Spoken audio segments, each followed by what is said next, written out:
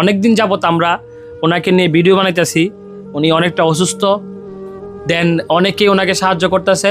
নরসিংদীর জেকে শান্তর টিম আইসা, সোহাগ ভাই আসছিল, আইসা ওনাকে সাহায্য করে গেছে। এবং আমরা যেখানে বসে আছি সেটা হচ্ছে ব্রাহ্মণবাড়িয়া জেলার আখাউড়া উপজেলার শান্তিনগর গ্রাম।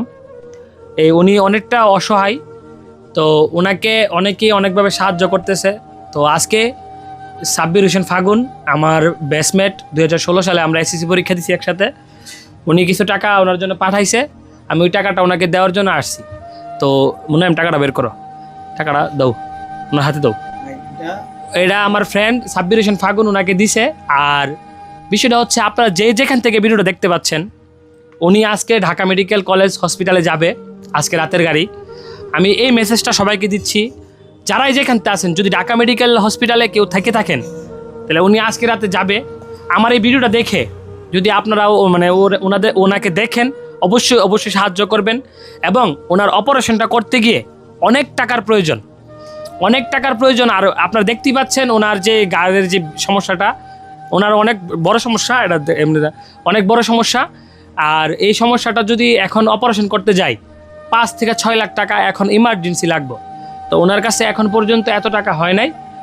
আপনি বলেন আপনার কাছে বর্তমানে কত টাকা আছে? বর্তমানে আমাদের 1,03,000-4,000 টাকা মতন আমার ক্যাশ আছে। আচ্ছা ঠিক আছে, আপনার কাছে 1,03,000 আছে। ভিউয়ার্স, আপনারা শুনতে পাচ্ছেন, মানে এই অসহায় ব্যক্তিটা নিজের মুখে বলছে 1,03,000 টাকা ওনার কাছে আছে। আরও তাই হলে আপনার 6 লাখ টাকা হলে 5 লক্ষ টাকার দরকার। তো আমি আমার সাধ্যমতো আমার টিম থেকে আমরা যতটুকু পারতেছি সবার থেকে হাত জোর করে ওনার জন্য টাকা যাচ্ছি। কেন? যাতে উনি আল্লাহর রহমতে উনি বেঁচে যায়। আর আপনাদের সহযোগিতা আমি কামনা করব, যদি আপনারা সহযোগিতা করেন তাহলে ওনার এই বিষয়টা 6 লাখ টাকা কোনো বিষয় না। আশা করছি আপনারা সবাই ওনাকে সাহায্য করবেন, যাতে ওনার এই বিষয়টা অতি তাড়াতাড়ি দ্রুত সুস্থ হয়ে উনি আমাদের মাঝে আবার ফিরে আসতে পারে। এখন মোনায়েম কিছু কথা বলবে, আপনারা শুনেন। আসসালামু আলাইকুম ভিউয়ার্স, আপনারা যারা আমাদের ভিডিও দেখেন, আমি বেশি কিছু বলবো না। আমি শুধু এতটুকুই বলতে চাই যে সুস্থতাই সবচেয়ে বড় নেয়ামত। আল্লাহ তাআলা যারে সুস্থ রাখছে সে আসলে বুঝে না, কিন্তু যে অসুস্থ হয় সে বুঝে যে আসলে সুস্থতা কতটাই নেয়ামত। তো যাই হোক, আমরা যারা যতটুকু পারি দেশে এবং প্রবাসে যারা আছেন ভাই এবং বোনেরা, ওনার চিকিৎসা চলমান থাকবে।